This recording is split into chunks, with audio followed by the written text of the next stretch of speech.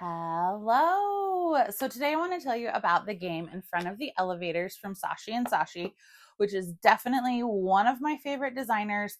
I know their games are a little bit hard to find in North America, but whenever I can find them, I jump on them. I know Shall We Dance is coming out of Essen, and I know that I need it already. That is an absolute must. So I will be on the lookout. So in this game, it is a card game for 1 to 4 players. And basically, you are at a department store and you are waiting to get on the elevator. And the cards are all 5 different background colors. And those are your different families. So cards of the same color belong to the same family. When you are playing a 2-player game, you will each get 2 families. When you are playing a 3 or 4-player game, you will only get 1 family. And you will only be scoring your family. Obviously, I take the green family no matter how many players I am playing. The game plays over 3 rounds, so there are 3 elevators that are available each round to get onto. But there are limited spots on these elevators. So in this elevator, only the first 3 people that get on are going to score points. And if they happen to be either of these people, they will score double points based on first, second, and third. This elevator scores the first 4 people in line. They can fit on that elevator. And as you can see, there's always 2 people who will score double. These all have the 1 mark on them for their round 1, and then round 2 and round 3, and the points get a little bit juicier each time. So you are going to shuffle up the cards. I even love the backs of the cards. The artwork on these is just so great. And you will get 2 cards belonging to your family. So if I'm playing a 2-player game, let's say that I am blue and green, and then the other player would get 2 cards for their family, and then one family is not a part of either of us. So on my turn, I look at my cards and I decide who I'm going to place in front of which elevator. I just place one person. So I think I'm going to place him here, and then there will be 3 piles of cards. And then they're, roughly equal. I decide which card to take into my hand so I can take one of mine or potentially somebody else's. And then the next person will go. This seems super straightforward. You're lining people up. Where's the game? So the way that this works is every person on your cards can cut in front of someone.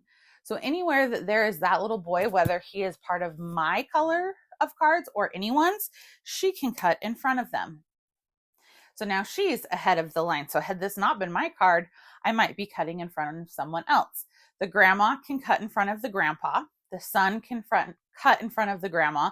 The mom can cut in front of the dad, so on and so forth. And the dad can cut in front, or the grandpa can cut in front of the little girl.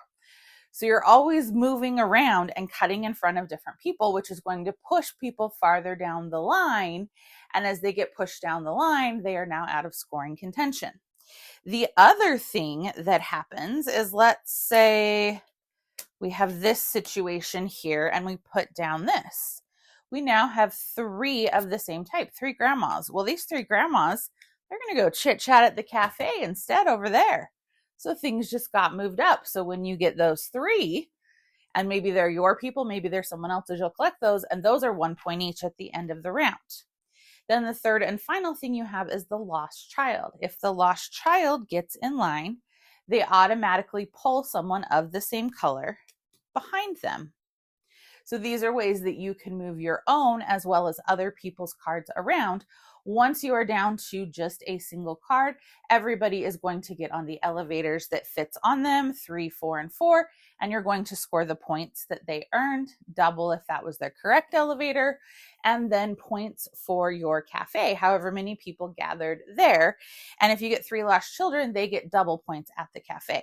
Then you shuffle up and do it all again for round 2 and round 3, and whoever has the most points is the winner.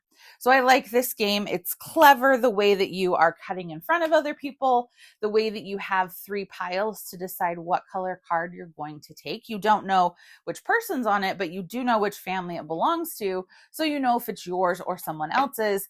And then with all of the cutting in line and the different things, you can't always be sure where your person's going to end up when you place them early in the round. So I think it is a very clever game.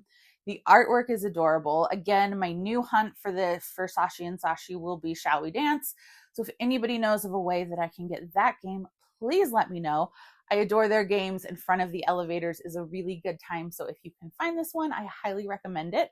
What is your favorite game from Sashi and Sashi if you've tried some of theirs? Give me a like and a follow, and I'll keep bringing you more board game content.